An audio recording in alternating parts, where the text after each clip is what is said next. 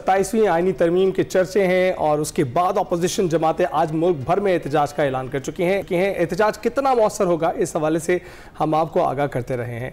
मगर इतवार को NA-18 हरीपुर में ज़िमनी इलेक्शन होने जा रहा है और उमर अयूब की नाअहली के बाद ये नशिस्त खाली हुई है और अब उमर अयूब की अहलिया इस नशिस्त पर इलेक्शन में हिस्सा ले रही हैं।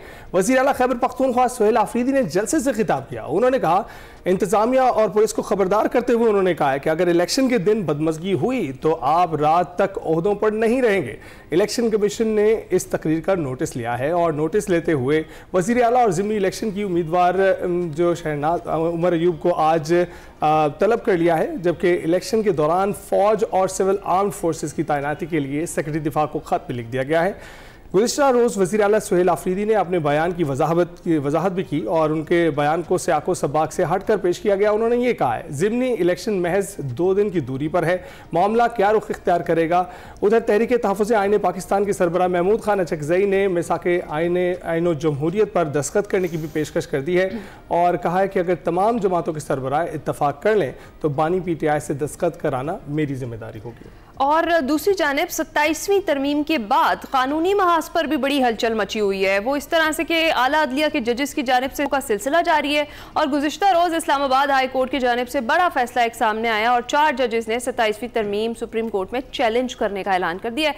ये सारी सिचुएशन है, इस पर बात करेंगे। हमें स्टूडियोज़ में ज्वाइन कर चुके हैं सलमान आबिद साहब, सीनियर तज्ज़ियाकार हैं। अस्सलाम वालेकुम सलमान साहब, गुड मॉर्निंग। कैसे हैं जी? बहुत बहुत शुक्रिया। नहीं, कैसे हैं आप? ठीक ठाक? अल्हम्दुलिल्लाह। सलमान आबिद साहब, सबसे पहले ज़रा हम इस चीज़ का जिक्र करते हैं जो हमने आखिर में बताई। महमूद अचकज़ई साहब की एक पेशकश सामने आई और अगर आपको याद हो, इससे पहले स्पीकर अयाज सादिक साहब भी कह चुके थे कि वो सालिसी करा सकते हैं या मुज़ाकरात करवाने के अंदर अपना किरदार अदा कर सकते हैं। आपको क्या लगता है, जिस तरह से दावा कर रहे हैं महमूद अचकज़ई के बानी से दस्तखत करवाना उनकी जिम्मेदारी होगी, क्या वो ऐसा कर पाएंगे? देखिए, इससे पहले माजी में मिसाक जमहूरियत हुआ, मिसाक मईशत की बात होती रही और अब दोबारा मिसाक की बात हो रही है। सियासी जमातों के अंदर जब आप अपोजिशन में होते हैं तो इस तरह की गुफ्तगू करना आसान होता है, लेकिन जब आप हुकूमत में होते हैं तो फिर इस तरह की गुफ्तगू करना मुश्किल हो जाता है। यही सियासी जमातें जो आज इक़्तिदार में हैं, ये चार्टर ऑफ डेमोक्रेसी की सिग्नेटरी हैं, लेकिन वो कुछ नहीं किया जो चार्टर ऑफ डेमोक्रेसी में उन्होंने तय किया था।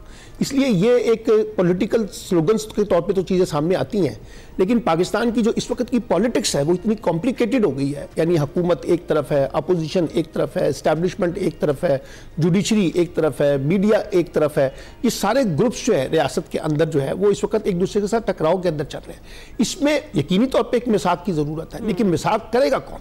यानी कौन सी सियासी जमातें करेंगी? कितनी सियासी जमातें यहाँ पे आज़ाद हैं? कितनी सियासी जमातों के पास खुद मुख्तारी है? कितनी सियासी जमातों के पास वो फैसले करने की ताकत है जो इनको दरकार है? हमारे यहाँ तो फैसले रिमोट कंट्रोल के जरिए हो रहे हैं ना। तो इसलिए मुझे ये लगता है कि इस वक्त PTI एक दबाव तो डाल रही है, लेकिन अब देखें ना, महमूद खान अचकज़ई के मुकाबले में मौलाना फजलुर रहमान को लाने की बातें भी हो रही हैं।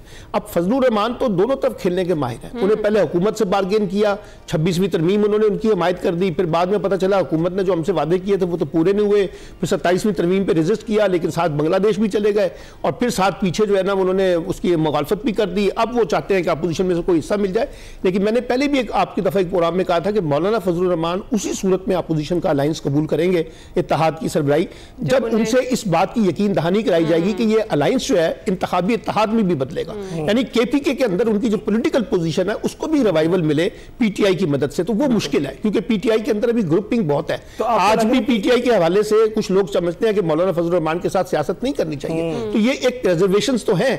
इसलिए मुझे नहीं लगता कि अभी PTI इस पोजीशन पे है कि कोई बहुत बड़ी तहरीक जो है वो लॉन्च कर सके विदाउट मौलाना फजलुर रहमान, क्योंकि स्ट्रीट पावर तो उनके पास है ना। और विद मौलाना फजलुर रहमान तो देखिए, विद फजलुर रहमान जाएंगे तो फिर फजलुर रहमान आगे जाएंगे, लीड करेंगे, फैसले की ताकत फिर वो आपके पास नहीं रहेगी, फैसला PTI के पास, फैसले की ताकत चली जाएगी JUI के पास, और जब JUI के पास जाएगी तो हुकूमत के साथ बार्गेन करना उनके लिए आसान हो जाएगा, एस्टैब्लिशमेंट के साथ बार्गेन करना आसान हो जाएगा, तो वो अपने इंटरेस्ट को प्रोटेक्ट करते हैं। तो अब ऑपोजिशन की जो सरबराही है उसके हवाले से चहमगोइयां क्यों हो रही हैं कि वो फजलुर रहमान को दी जा सकती है?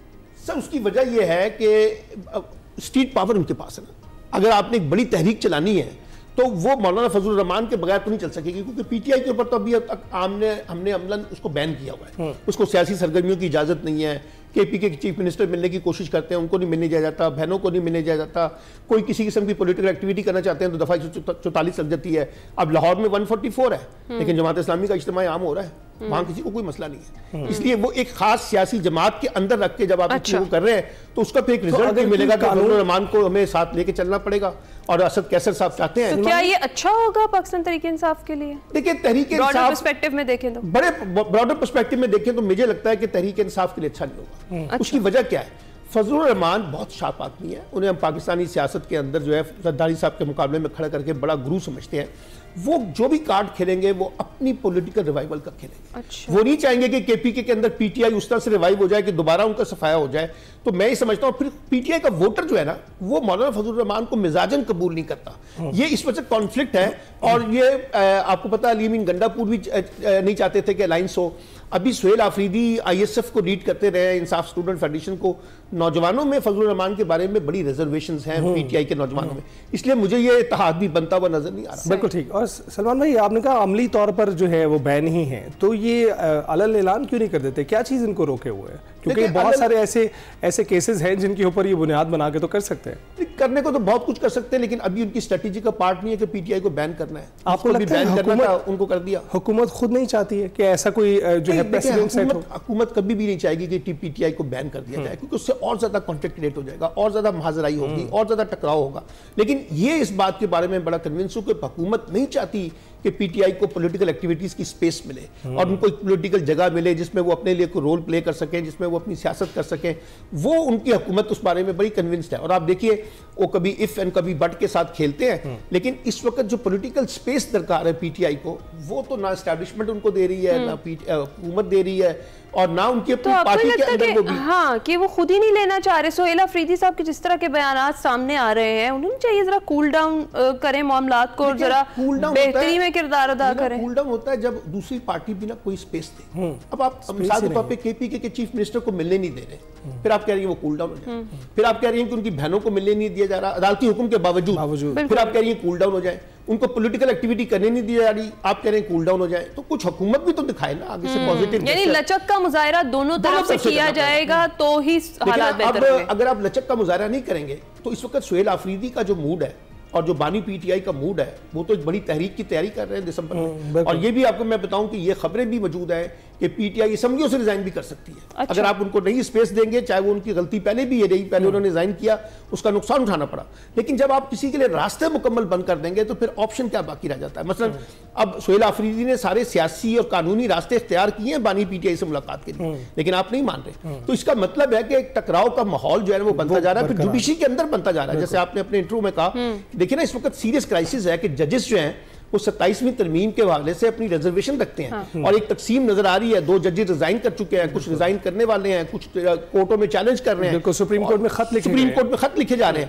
تو یہ وکلا تحریک ہے, سندھ بار کونسل ہے, پنجاب کی کونسلز ہیں. تو اس لیے مجھے لگتا ہے کہ ایک ماحول عدلیہ کے اندر سے پک رہا ہے, ایک ماحول سیاست کے اندر سے پک رہا ہے, ایک ماحول جو ہے وہ پاکستان کی پولیٹکس کے اندر ویسے ہی رہتا ہے کہ اپوزیشن کی سیاست کی جائے اور لڑائی جھگڑا ٹکراؤ, اور پھر وزراء جو ہے جس قسم کے بیانات دیتے ہیں اس سے اور ماحول کشیدہ ہو جاتا ہے. تو مجھے یہ لگتا ہے کہ پاکستان کی سیاست کو جو ریکنسیلیشن چاہیے, مفاہمت, اس سے ہم دور ہوتے جا رہے ہیں, اس کے قریب نہیں آ رہے. بالکل. تو یہ جو اب اپوزیشن ہے, جو اتحاد ہے آپ کو بنتا ہوا دکھائی دے رہا ہے, آپ کوئی مؤثر احتجاج کر پائے گا؟ اور اس کے ساتھ ساتھ جو اب آپ نے دیکھا ہی ہے کہ ضمنی انتخاب ہونے والا ہے, آپ بڑی گہری نظر رکھتے ہیں, کیا دیکھ رہے ہیں, کون جیتے گا؟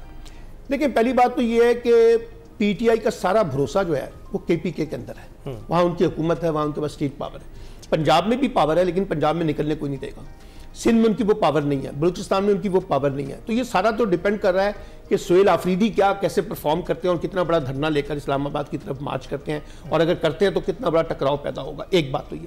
جہاں تک ضمنی انتخابات کی بات ہے, جو کے پی کے اندر انتخابات ہو رہے ہیں, وہاں تو پی ٹی آئی کافی مضبوط نظر آتی ہے, وہاں وہ جیتے گی مجھے لگتا ہے. لیکن جہاں پنجاب کے اندر جو ضمنی انتخابات ہیں, تو پنجاب کی حکومت بھی ہے, انتظامی مشینری بھی ہے, انتظامی طاقت بھی ہے, وہاں پی ٹی آئی کو سروائیول کی جنگ جو ہے نا وہ لڑنی پڑے گی. لاہور کا ضمنی انتخاب ہو رہا ہے, مجھے لگتا ہے کہ جیسے وہاں پر پی ٹی آئی کے لیے مشکلات زیادہ ہیں کمپیئر ٹو کے پی کے. کے پی کے میں پھر بھی ان کی پوزیشن جو ہے اس وقت پولیٹیکلی وہ بہت بہتر ہے. ٹھیک ہے, بہت شکریہ. سلمان عابد صاحب ہمارے ساتھ موجود تھے, پولیٹیکل سچویشن کو ہم ڈسکس کر رہے تھے. ابھی بریک پر جائیں گے.